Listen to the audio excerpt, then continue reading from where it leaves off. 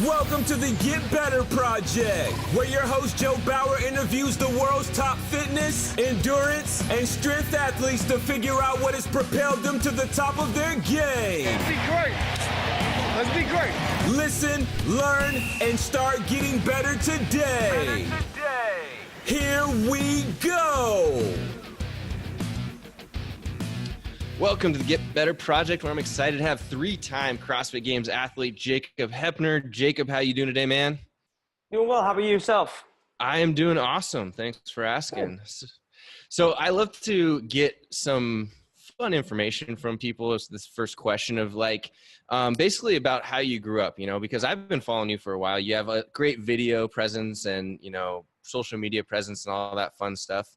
But I want to know, where did you grow up? How did you grow up? Did you have influential people in your life that made you the way that you are? Because you're a hard worker, man. You're doing some really cool stuff. Give it to us. What was growing up like? Yeah, so my wife actually told me I should actually do a series on this, on YouTube. It'd be like a get to know Jacob Heppner, because a lot of people, let's see, when someone first told me to start an Instagram many years ago, I was still out of college, so you don't know anything about my college years. Kids nowadays have an Instagram when they're 5, right? So you know how they grew up because you see it and it's kind of terrible, right? So I was born and raised in the state of California, lands of fruits and nuts, love that state to death, but had to get out of there. So born and raised there in an agricultural community. I was actually homeschooled for all the way up till high school. So I'm your prototypical homeschool kid who is very antisocial, doesn't talk to kids, and reads the dictionary all day long. I'm just kidding. But anyways, yes, I was homeschooled. My mom was my sole teacher, and my dad was my principal. I grew up with one sibling at the time who was a year younger than me, my sister Sarah. And so we were both homeschooled together. We were each other's classmates for 8 years, right? Played sports throughout all those years. I could still play sports for local teams. And then when I went to high school, they were like, hey, well, you gotta come to school, even though we're paying taxes. You gotta come to school to play sports for us. So I went to high school to play football, and then eventually moved out to Southern Missouri halfway through high school, and then went to college in Missouri, a small school, played football, collegiate football there. And then, graduated college and started working, and that's it. And found CrossFit along the way. So did you have, were your parents really influential in your life as far as pushing you to do things like sports and college and all that stuff? Yeah, so my father was a D1 scholarship. He pole vaulted for Fresno State University in California. So he was he is a better athlete than I will ever be.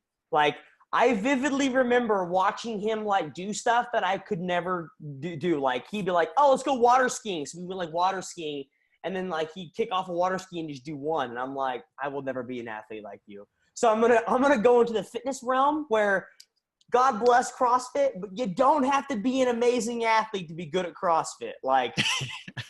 Prime example, softball throw many years ago. Okay, I digress. So, right? We're great at fitness, but doesn't necessarily mean I can dribble a basketball.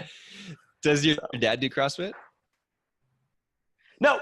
So they live where they live, and where I used to live is way down in the boonies in Missouri. They're 60 minutes from anything. And so they're not going to a CrossFit gym. No, my mom runs my mom does the St. Jude Marathon and half marathon every year. Cool. But no, they both don't do CrossFit. So it's just myself, and my sister Sarah does CrossFit too. So, she coached for a while too. So yeah. Okay, cool. I think it's super interesting because I was actually homeschooled until high school as well. So it's yeah, homeschool nerds unite. Right? Somehow we made it out. I don't know how. I made it. I survived. So how did you find CrossFit? Best decision ever, though. Best decision ever. If you ever thought about homeschooling your kids, man, it's as long as I think nowadays you see a lot of parents slack off, and so their kids tend to kind of stink later on in life. But I mean, if you have a like yourself probably, and like myself, if you have a parent who really pours into you in terms of education, best decision you'll ever make in your life. I completely agree. Do you have kids now? Do I have kids? No, I don't have kids now. And I don't know if, to be honest, we would homeschool them, because to be honest, like looking back on it, did your mom homeschool you, Joe? Yeah. Up until like, middle school when you needed some more advanced subject, then we got some tutors and things, but yeah. Sure. So really, I didn't think about it until later on in life, but you don't really think about it. But really, like your future, because I mean, your learning capabilities, everything depends on your future depends upon what you've learned. Yeah. Your future was in her hands, like, or your tutor's hands in that case. But in my case, I didn't have tutors, just my mom. So like, if I go on in life and I suck, like I'm just like a lazy turd, don't want to learn, can't do 1 + 1, like it can all be traced back to whoever your teacher was. And like when you go through school, like you have multiple teachers and multiple school districts, but if you're homeschooled, it's one person. So like if I'm terrible, it's gonna be like, your mom did you a disservice. But I mean, like thinking back on it, I'm like, man, that was a lot to put on your shoulders and take. But man, she did an amazing job. So like my parents were very influential in my life, going back to your original question, because like, I spent forever and a day with my mom. Like it was just like, I woke up, got taught by my mom, hung out with my mom the whole day, maybe went to football practice later that night. But I mean, like it was just me, my mom, my sister, and my dad was working too. So, Yep. good stuff. Very cool. I had this basically very similar story there. So I think it's really interesting. And I agree. It's like to think about putting somebody else's life in your hands, teaching them it's a big thing to think about. But Sure. Anyway, Yeah. People want to hear about the CrossFit stuff. How'd you get into CrossFit? Yeah. So I was, I graduated with a bachelor's degree in mathematics, right? Mm-hmm. So, not your prototypical, like studied physical stuff, like whatever. And so, immediately got a internship, at Fort Leavenworth, Kansas, which is an Army installation, which is actually up north of here from where I'm at now, up north of Kansas City.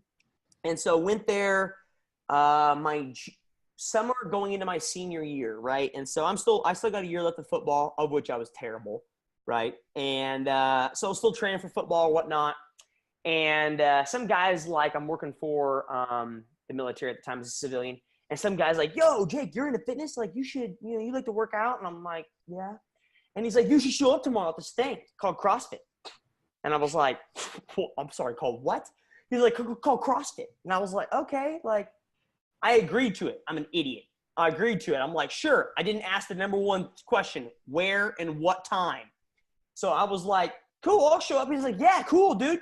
It's at 5 a.m. I'm like, what? Who works out at 5 a.m? I'm like, what? So I showed up, dude, first CrossFit class. It was actually on Fort Leavenworth's installation. So it's all Army based. At the time, it really didn't have a level 1. They had a level 1 there, but it wasn't really coach led.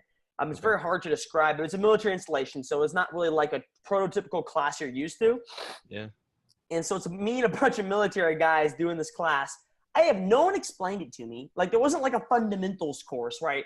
I had no idea what was going on. I'm just getting yelled at to like row harder, do toes bar, which I can't touch my toes to the bar. Like, yo, that's impossible at this point. Yeah. So I'm getting yelled at, like, go faster, go harder. And so I get done with the class and I'm exhausted. I don't even know what I went through. And some guy walks up to me and goes, hey, I think you'd be really good at this if you knew what you were doing. Oh, go figure. He goes, I think you'd be really good at this. I think you should look into it. And I'm like, look into what? And he goes, do me a favor. He goes, go back to your desk today, Google CrossFit Games, and just look it up. Just give me like 10 minutes. Go look it up and come back tomorrow, and I'll answer any questions you have. My first thought is, why couldn't she have answered any questions before I had it in class? But whatever, Yeah. So I go look it up, and I realize, like, you can compete in this thing. Like, this is a competition. And I've always been raised in a very competitive atmosphere. And so, the fact of the matter is, like, once you're done with college sports, there's really no way to output your competitive spirit, right? You can't really take it into the workplace because can be detrimental depending upon who your boss is. And yes, you can do intramural sports, but like you only go so far in intramural sports. Yeah. And so found it, and I was like, man, this is the way to go. Like, this is a sport. I mean, at the time I could care less about money. Like, who cares about money? I just want to do something fun. And so I decided from that point, I was like, man, this is my sport. Like, this is what I'm going to do when I'm done with college football.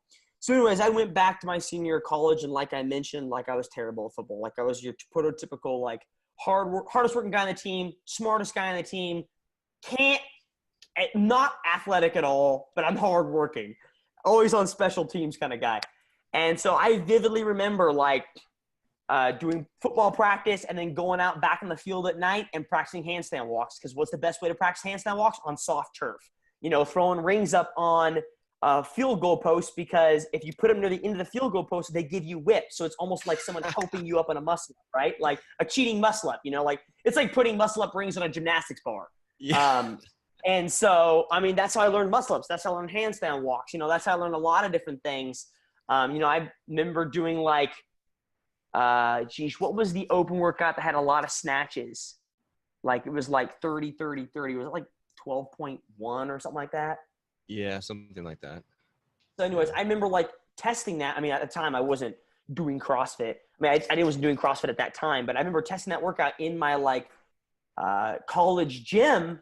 And I remember the guy yelling at me for dropping the plates too much. I'm like, yo, dude, you have bumper plates. Like, why can't I drop them? He's like, no, stop dropping plates. But yeah, that's pretty much how I started. You know, like I knew like from the beginning, I'm doing this all in. So that was like day one. So, and that was that 2012? Yeah, 2012 or 2013, somewhere around there. Yeah.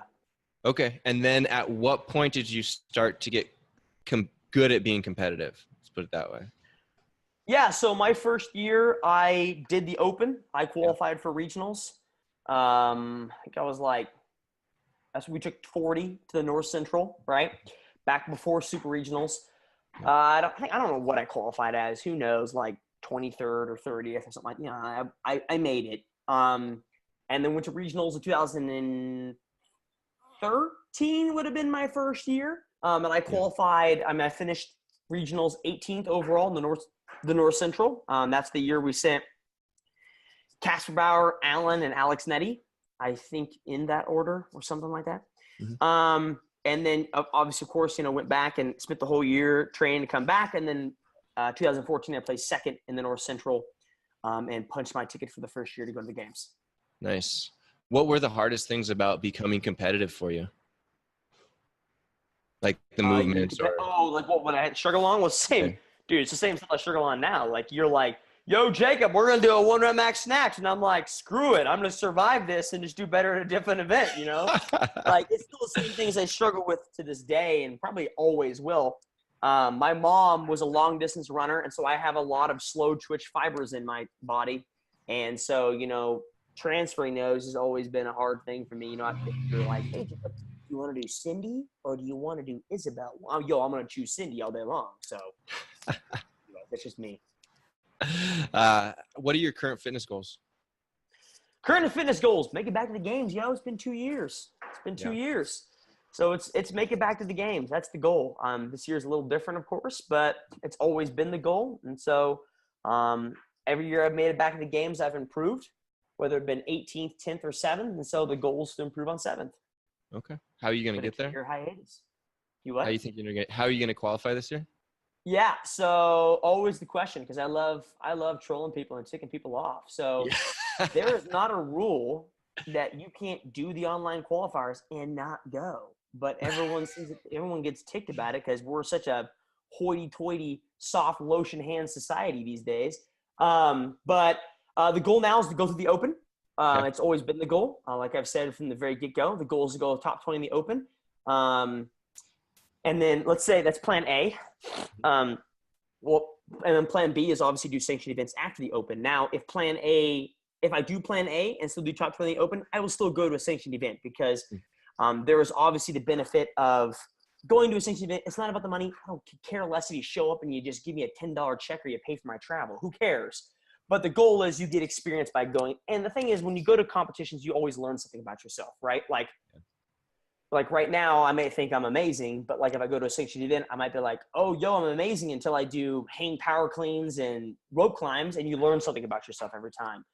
So the goal is the Open and then a sanctioned event. after it. The difference this year, of course, is the fact that, well, let's just get into this year's.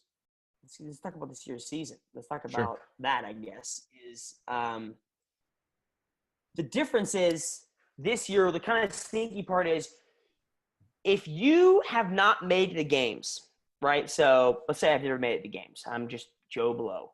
That's your name. I always use Joe Blow as a random name. That's actually your name. Good. So I'm not your name. Last name's not Blow. But your name's whatever, and you've never made the games. If you want to go to the games, you could bank on the Open. You could definitely do that. But if you have to do a sanctioned event, you need to set yourself up for success, right? And have a plan B available. So you can't say, I'm going to put all my eggs into the Open basket unless you're really, really good. You have to set yourself up for success. That way you can go to a sanctioned event after the Open. Well, unfortunately, all these online qualifiers for these sanctioned events occur right before the Open. They're not going to put an online qualifier during the Open, so they're going to be very preloaded before it or after-loaded after the Open, and they're all going to be scrunched together at the same time because you can't do it during the Open. It's not fair. Right. Well, if you've never made it to the games and you can't get an invite to these things, like you have to do all these online qualifiers. And so I think this year's season, what I don't agree with, now CrossFit doesn't have the ability. Yes, these are sanctioned events they've chosen, but they can't really tell them how to run them and how to do it. So this is up to the sanctioned events to do. Sure. Mid-Atlantic CrossFit Challenge did it right. They said, we are not going to do a single invite to you. You have to qualify. And kudos for them for throwing down the gauntlet and doing it. Because here's the problem, is like you're making it very hard for people who are new to the sport or who are rookies to go to these events because because spots are being given to athletes that have been to the games. Yep. Now, yes, if you've been to the games 2018, congratulations, it's amazing. And believe me, I would be saying this regardless if I went to the 2018 games or not.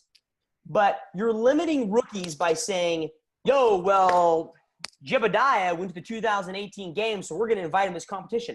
Yo, it's been like 7 months since the games. Like Jebediah might have been eating hot Cheetos and nachos on his couch and hasn't been working out. Who's to say this rookie can't beat Jebediah out? And now Jebediah is taking someone's spot at this sanctioned event because he went to the games. Who cares? Like, and so people will complain. They'll be like, whoa, you haven't been to the games in 2 years, so that's why you're saying that. I'd be doing these online qualifiers and qualifying the right way, regardless if I went to the games in 18 or not, because that's the right way to do it. CrossFit is all about community and starting from square one. That's the best part about it is like, you and me don't go do the draft for the NFL. You know, we're not like, I love the NFL, so let's go do the draft. But CrossFit, we do. Yep. And so you and Matt Frazier, you got to do day one like the Open together, like everyone else. But now they're taken away from it, and they're like, well, Jebediah went to the game, so we're going to give him an invite. Well, Jebediah might be trash, so why are you inviting him? So that's my rant, my spiel. So that's the hard part is like, go ahead. I love it. I think it's great. Keep going. And that's the hard part is like, in order to have a plan B after the Open, to have sanctioned events, and to even go, you have to do all these online qualifiers before it. And so that's hard for a lot of rookies because it's kind of like which one you go to, yada yada yada. How do you pick and choose, that kind of thing. So, anyways, that's my long rant to your question about the season. I think my impression is it will probably go in the direction that you're saying, that they'll stop giving those away. What do you think, based off of what I'm hearing from yourself and other people? Yeah, I think it really comes down to the season itself. Like this year is the weird year. It's the hybrid year. The Open's going to be in October from here on out. So I think you'll see a lot of changes there, right? They'll do the Open, and then the Open will be first, and then the sanctioned event. So it'll be a lot better next year, because as a CrossFit Games athlete in 2019, if you go to the CrossFit Games in 2019, you're not going to skip the Open. You're not going to be like, oh, I'm just going to bank on a sanctioned event invite 5 months from now, because you may not even know if they may not invite you. You'll do the Open. So it'll be a lot different, I think. And I think next year what they'll probably end up doing is, honestly, I don't know. They'll probably base some invites off the Open. But that's, if they still invite the top 20 to the games from the Open, then why would you invite those people to sanctioned events? They don't need to go to sanctioned events and punch their ticket. They already punched it. So I don't know. We'll see. But that's just my thoughts on this year. This year is going to be a big old big old cauldron of just making mistakes and doing things right. Like for instance, like I love if Wadapalooza did this. Like, let me tell you this. Let's say Wadapalooza did an online qualifier, and they did do an online qualifier. Let's say instead of the online qualifier, how many did they invite to the elite? It was like 20? Something like that, yeah. Yeah, something like 20. Let's say they invited 40 to the elite division. They did no invites, just qualification. And they said, yo, we're going to do some online qualifiers. We're taking 40 people to Wadapalooza. That's the only way you're going to make it here. Mm-hmm. But of the 40 that come, the stipulations are the top 20, that we're going to invite 40 and 40. 20 of them are going to be the fittest Americans, and then the other 20 are going to be the fittest from wherever, you know? Do you think that's fair? Do you think there'd be uproar about that? Mm-hmm. Absolutely. And you know that Australia, a station event in Australia is doing the same thing? Is that what they did? Oh, that's what they're doing. That's happening in like April or May. That's one of the station events is doing that. They're taking 40, 20 Australians, 20 from everywhere else. I mean, it doesn't matter. Like 20 of the fittest will go. Like Sure. the fittest person will go. But it's like, do the 20 fittest Australians need to be there? Like, I don't know. Right. It's up to someone else to say it, you know, but it's just funny to me. It's like there's so much play this year in the season that people can make their own rules. It's like, is that really a smart decision to make? And the question is, if we did that as Americans, people would lose their minds. But it's like, oh, Australia, yeah, you guys can do what you want. Do you like this new direction? Do you think it will turn into something better, or do you think that they made a mistake with this? I think it'll turn into something better. Yeah, I think it will. I think it'll turn into something better. The whole goal is to find the fittest on earth. And how you find that is hard, right? Yeah. You can't get everyone who considers themselves fit into one room to compete. It's just not going to happen. So there's obviously a learning process to it. And human nature is we don't like change, right? I don't like change. I have a routine. You don't like change. You have a routine. And so when someone throws a big old heaping pile of change at us, we're always going to complain. But I think in the end, it's going to turn out for the better. I honestly think it is. I just think there's always going to be a learning process and some growing pains. And that's just what it's going to be. Now, you know, like, will the CrossFit Games exist in 3 years?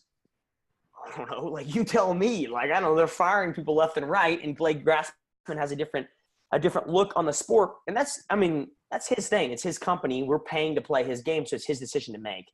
And nothing. I have nothing against that. So, yeah, I think it's a good. It'll be good in a few years from now. This year is going to be a little bit kind of weird. So. Cool. How many hours a day do you spend training, and how do you set up your program? Yeah. I train twice a day, in the middle during lunchtime and then at nighttime. In terms of full hours in a day, probably like 4, maybe more. Okay. Yeah. So. And do you end up lifting a lot because you need to add strength? I mean, what does that look like? Yeah. So, session 1 is usually I kick it off with a Metcon. Mm-hmm. And then that leads into usually growth strength, accessory work, tempo work, all that good stuff. And then session 2 usually kicks off with Olympic style strength. So we're fast twitch, anything like of that nature. And then we usually end with the Metcons, just a little different. So, and we end with a Metcon. That way I can make the decision if I want to do it, if my body feels capable of doing it, because the emphasis should be placed on what you are not good at. Yeah. And what I am not good at is anything fast twitch 90% of my 1-rep maxes and my 1-rep max itself.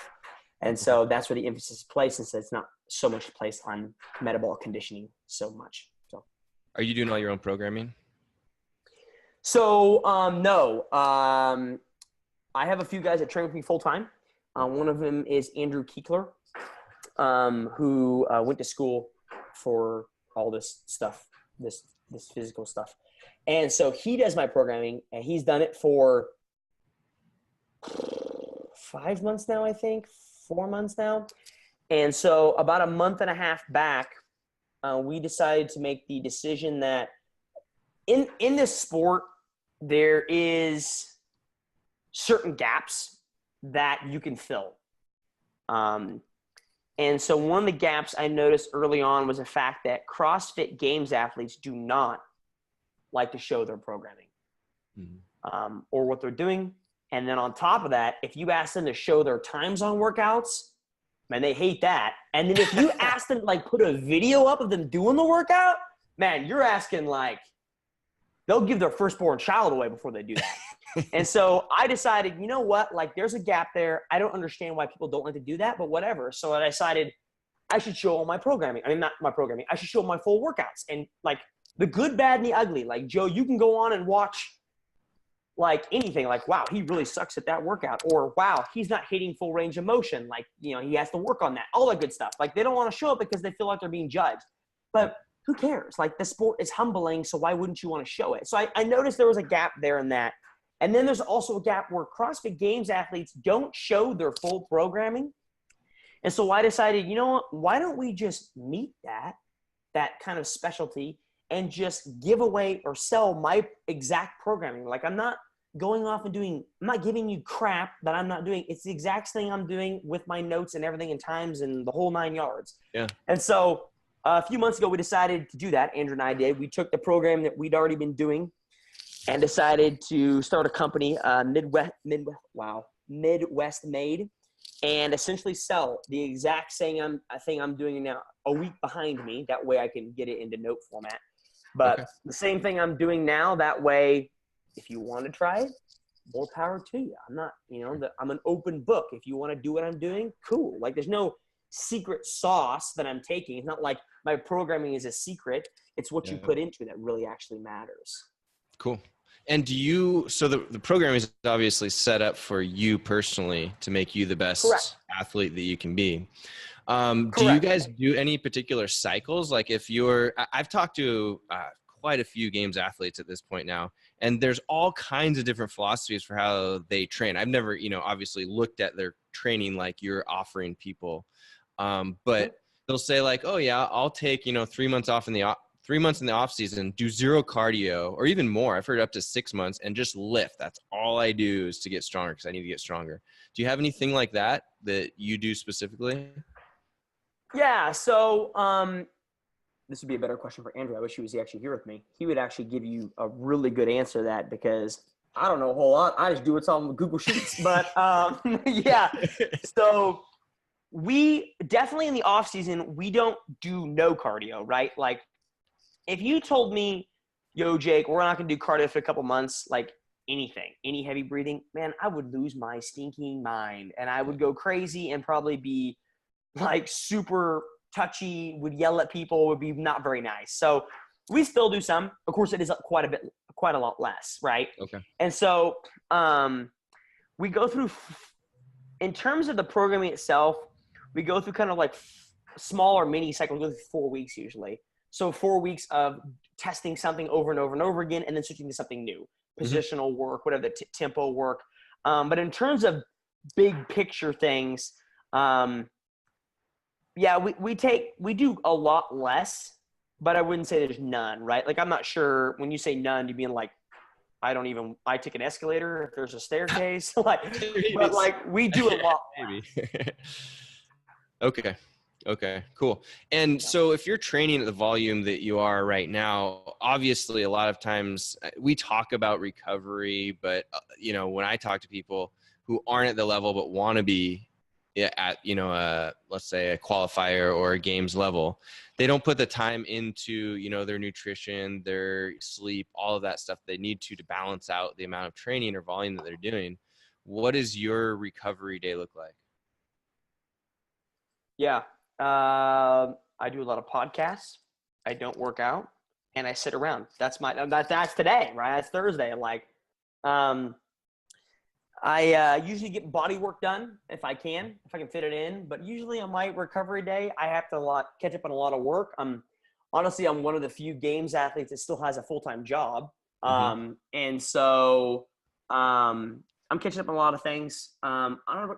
Yeah, rest is important. Nutrition, I've tried to count macros. For me, it's just I have to keep eating a lot. My body isn't doesn't like to be. It probably would prefer to be like 175 to 180. And I feel more comfortable being like a 195, 200. And so that's where I'm at right now. And so it's hard. I have to eat a lot. And so I don't really focus too much on, I mean, yeah, I'm not eating cake every night, right? I mean, I would love to, but I'm not eating cake, but I have an idea of what I'm putting in my body. But I don't sit there and count macros and weigh food and weigh chicken. Like that just, to me, like, could that help? Yes. Is the juice worth the squeeze? Is that worth my time? Probably not. I have 1,000 other things going on. And to me, weighing my chicken is not a high priority. Yeah. Yeah. Okay, cool. So you get body work done, you rest, you take Thursdays a full day off. Is that correct? Thursdays and Sundays are my full days off to, like, I'm on a podcast with you. I got a couple other calls today. I'm going to go to the local, I'm going to get some work done. I'm going to go to the local shop, go sight my bow in, go shoot a bow a little bit, just essentially relax, take my mind off things. So. Wow. So 2 days like that, full days off. Well, not in a row. Right. Right. Thursday and Sunday. Thursdays and Sundays. Yeah. Yeah. So, I mean, yeah, I won't do anything. Nothing. Wow. I mean, cool. You need to when it comes down to it. I think if you push your body really hard, like, what am I going to get if I go do a rowing interval? I don't know. Probably not a whole lot. Yeah. But I think people's minds tend to get messed up and they think that more is better and they, and end up pushing themselves too hard. So it's good to hear that you actually take 2 full days off. Yeah. I mean, have I in the past jumped on a rower and rowed for like 10 minutes? Sure. I mean, is there a benefit to active recovery?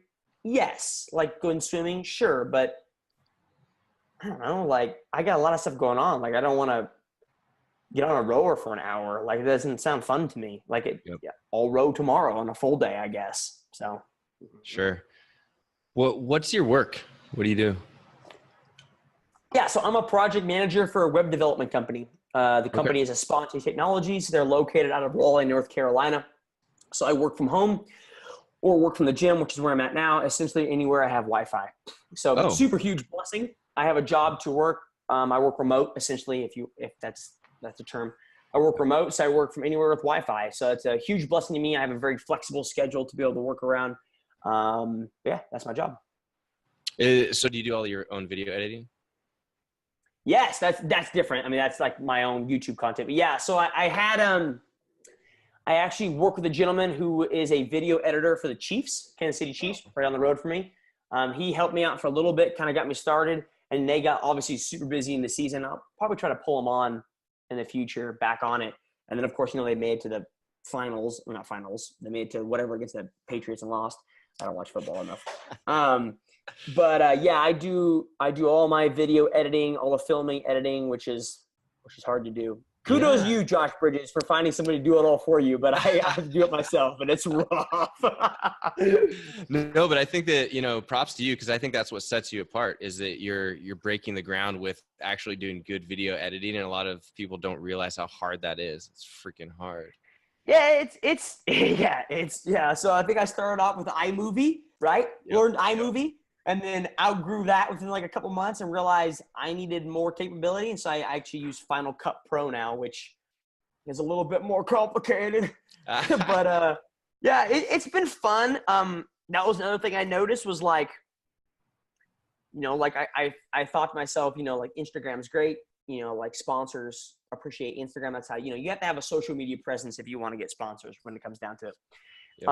And then I noticed I had Craig Ritchie. I had someone hit me up and said, people kept saying, you should get a YouTube channel. You should get a YouTube channel. I'm like, what the crud does that even mean? Like, what do I do with a YouTube channel? So I finally looked into it and decided, that could be kind of cool. Like I do some random stuff and I have Jacob's pretty opinionated in a lot of things. Unlike most games athletes that are pretty pretty opinionated. And I was like, I could do a YouTube channel. I could do that. So I tried it. Hardest thing. I had Craig Ritchie come out, Team Ritchie, and they hung out with me for like a couple days. And so that was insightful to be able to see that kind of stuff. I really enjoyed it. To me, it's fun to do. It's been hard for me to put up full videos of like what I'm doing throughout the day. For me, it's pretty much just been workout videos. It's easy to like go do a workout, throw up a commentary video on it. And so that's kind of been what I've been enjoying doing recently as of late. Or like it's been really cool with all the online qualifiers because people want to know, like, what are your thoughts on the, Brazil 19.2? Well, let me tell you what I think about it. Let me tell you how I think you should attack it. And so that's been kind of cool to do something like that for folks. Yeah, it's been really fun to watch. So you're doing a good job, man. Nice work. Hey, appreciate it. A little bit of rawness in my life. Yeah, very cool. What's your favorite cheat meal?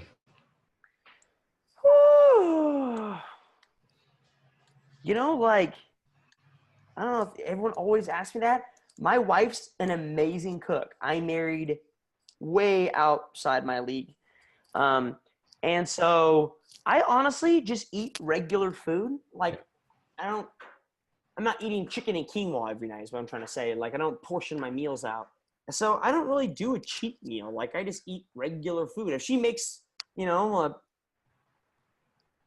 know how to answer that. Like, I don't have a cheat meal. It's not like tonight I'm going to go out and eat pizza. Like, if I want to eat pizza, I'll go eat pizza. Like, you work out enough that, like, you got to eat. Like, I'm not going to, like it, you just go with it. Yeah, if I feel like I'm going to eat pizza. Like, I don't eat pizza often. I'm honestly not a fan of pizza. So, but, yeah, I don't really have a cheat meal, to be honest, per se. Cool. Have you ever done any experiments with your diet or training that went really well or went really badly? I wouldn't say experience per se, but I definitely noticed lifts and fast twitch and just strength will take a huge nosedive if I don't eat enough. It wasn't an experiment per se, but it just like if I don't eat enough, then it'll tank, and that's basically based upon carb intake throughout the day. You and I will get busy working out, and you don't think about the fact that, man, I haven't eaten something in 90 minutes, and I've been working out for 90 minutes. Maybe not nonstop, but I've been working out, doing lifts, doing that, doing this. And I've noticed a definite huge dip in training capabilities if I'm not adequately eating enough carbs for myself. And so not an experiment, but just like whoa, that's not a good idea. So, like, for instance, I was eating – my lifts went through the roof in December, and then, like, come January, I didn't eat enough for some reason in the beginning, and it took a nosedive. And now I'm bringing it back up because, like, you're an idiot. You didn't eat enough in January kind of thing. So. Okay, cool. Do you take any supplements? Yes, I'm currently sponsored by FNX, and so I take pretty much all their supplements. And that just the basics, like protein, carbs, caffeine. Is caffeine considered a supplement? Yeah. Should be. Yeah, definitely. What aspects of being a high-level athlete are the most difficult for you? Yeah, expectations are hard, right? And not necessarily – I bet you if you polled a lot of people that would consider like followers of yours, they may not really place a lot of emphasis on expectations for you. But I think we internalize and place a lot of expectations on ourselves, right? So, and that's really hard, right? It's really hard to say, okay, well, last year I did this, so now I should be able to do this, right? Okay, last year I did that, now I can do this. So last week I did this, yada, yada, yada. And so that's really hard to deal with. It's probably the hardest part for me is just expectations. And to be honest, like, it may not be expectations from you or from anybody else. It might be just me. And so that's the hardest part, I think, is just the expectations you place upon yourself. Okay, cool. And what's the most fun for you? Man, I mean, people tend to forget how blessed we get to do what we do, right? We get to, or I get to, I'll speak from my perspective, first person. I get to wake up. I have a full-time job, right? So what that means is I don't need to make money off CrossFit to survive. Like, some people, like, need to go compete to make money to afford food. Yeah. Like, I don't have to do it, but I get to do it. I get to wake up every morning and go do Fran. I don't do a Fran every morning. I just want to clarify.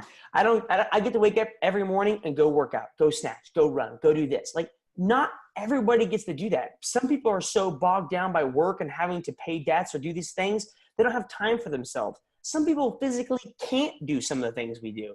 And so I think people tend to forget. Like, the best advice I got was in 2014, my first year at the games. strength event was the overhead squat ladder. It was the second event, right? I hated it. I was like, this is awful. I don't want to overhead squat crap, right? Luckily, I was in the lane right next to Jason Khalipa.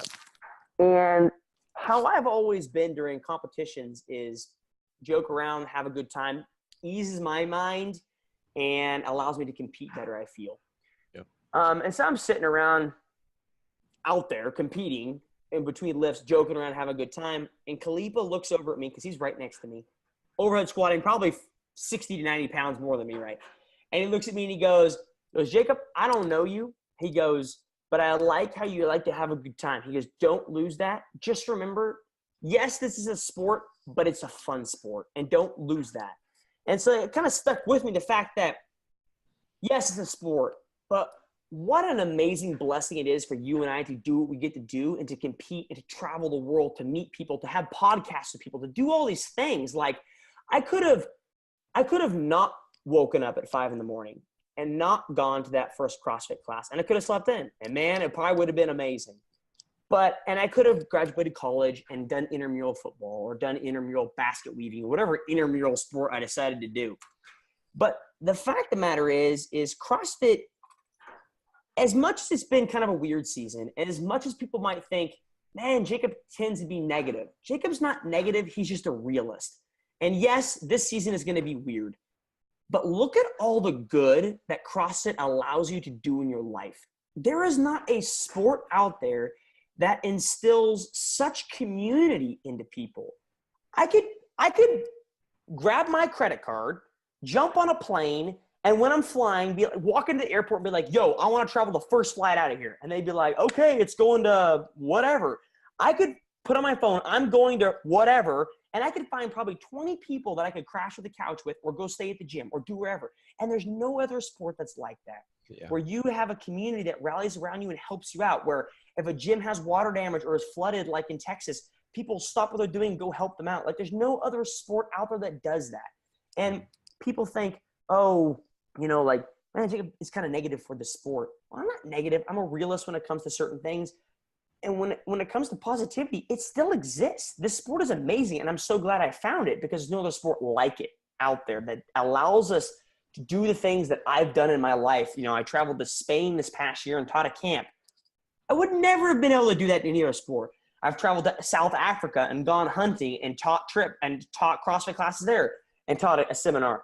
Like all these cool things I've done would not have happened if I hadn't woken up at 5 a.m. and found CrossFit, to be honest. Awesome. Have you ever been injured? Yeah, I completely tore my ACL during high school. So I had a complete ACL reconstructive surgery on my right knee, I think, during high school.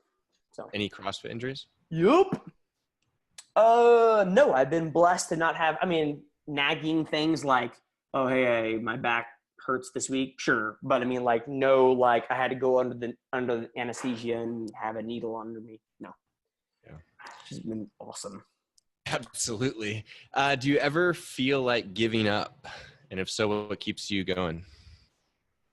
I don't really feel like giving up, but as much as there is a benefit to the sport, you got to think about all the time you invest in it, right? Yeah. Like you think to yourself, man, if I'm investing for, 3 to 4 hours a day, you're looking at 5 days a week, 5 times 4, 20 hours a week, hypothetically.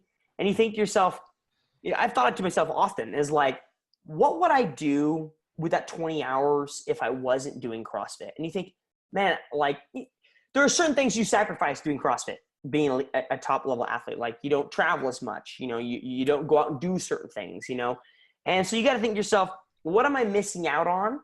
And yeah, sure. Every now and again I think about that. Like I'm sacrificing certain things to do this and do well at this, but this is a time and season in my life, right? This is the season in my life, which will be defined by CrossFit. Will I always do CrossFit? No. At some point I will hang up my hat in the competitive nature. I'll still always work out, but I'll hang up my hat competitively and I will do something else that 20 hours a week. And I'm sure it's going to be amazing. I'm super stoked about putting my hands onto something else, whatever it is. My wife has other ideas what she wants me to do, But yeah, that's kind of rough every now and again to think about the amount of time you invest into something and what do you see from it. Yeah. But I have seen a lot of opportunities come from my investment. So that's really cool for me to know that, yes, I put time into it, but I've also seen benefit from it. Yeah, absolutely. What do you tell somebody that asks you, hey, Jacob, I want to 100% get to the CrossFit Games. How do I do it? Yeah. People tend to laugh. People that say that, like I'm part of like the CrossFit affiliate owners page, and they always make fun of people that are like, oh, I had this kid come in and say they want to go to the CrossFit Games. Oh, what an idiot. Yes, but everyone started like that. That was me one day. Like one day I rolled in and told my friend at the time, who's my wife now, hey, I found this thing called CrossFit. Like, I think I could go to the CrossFit Games. That'd be so cool. And I'm sure at the time she was like, that sounds like a cult and that sounds stupid. But it changed my life. And so, my main advice for people that say that is it's really easy for me to come into the gym and practice things I'm good at. I can come into the gym every day and do pull-ups and burpees and pistols and GHDs and feel amazing and be like, man, I'm amazing. I crushed training today. I'm amazing. But the sport at its core is a humbling sport. And in order to be good at the sport, you have to practice what you're not good at. And so, yes, I feel amazing every night. But if I come home every night, and I do every night, my wife will ask me, hey, Jacob, what did you get better at today? If I come in and say, yo, I'm better at pull-ups, she's going to be like, that's a waste of a day. And I'm going to be like, you can't argue that, right? Like, I need to improve at snatching, deadlifting, clean and jerking, 1-rep maxes, fast twitch muscle fibers, those kind of things, explosive power. And so if you practice what you're good at, you will be good at the sport. If you don't, and you fall into the trap of, well, I want to feel good about myself, you won't go far in the sport. Unfortunately, that's how it works. So you would tell somebody to go and practice what they're not good at and get as good as they can. Is if you want to be good at the sport, you got to practice what you're not good at. It sucks. It's painful. It ain't fun. But in the long run, it's the best solution. Cool. Is there anything that is important for people to know about you that we haven't talked about? You're just like, man, people got to know this. No, really. That's about it. No, I don't. You heard it all already, pretty much. He's a homeschooled nerd who does CrossFit. I think we've covered the whole thing. Cool. Well, if people want to follow you on your YouTube channel or their Instagram or whatever you're working on, or support some sort of sponsors or whatnot, let us have it. Yeah. So it always happens in podcasts, and I never remember my Instagram handle. I think you know what it is because there's some kid in like Korea who has my name as his Instagram handle, and I've been like, yo. Drop that and let me have it. And he's always like, no. So anyways, I think my Instagram is just jheppner66. YouTube, you just Google YouTube Heppner. I'm sure I'll pop up. If I don't, then I'm terrible at YouTube. And then, of course, sponsors, keep using an RPM rope, Fit Aid, Ice Age Meals, Nike, FNX, the whole, those are the companies that I put my name behind that I'm stoked about. Oh, but I will say what I am stoked about. RPM is coming out with, I think, a lightsaber rope, dude. A Jedi lightsaber handled rope. Nice. Yeah, I pitched it to him a couple months ago. I was like, yo, why don't you guys have like a lightsaber rope? And they're like, well, that's because we don't think people would really like that. I was like, what? Who wouldn't like that? And so I think they're coming out to it. They're going to get me out for the Open, hopefully. And hopefully they'll try to sell them pretty soon. So I'm stoked about that. Maybe I can get my name on the rope. Be sick. I like it. Yeah, I like it. Cool, Jacob. Well, I appreciate your time today, man. And good luck in the Open and the rest of the season. Thanks, Joe. Appreciate it. Have a good day. Yeah, you too, man. Take care. Yeah. Thank you for listening to the Get Better Project, hosted by Joe Bauer. If you'd like to leave us a podcast review, head over to the getbetterproject.com/iTunes. Now get going and take action on something that will make you better today.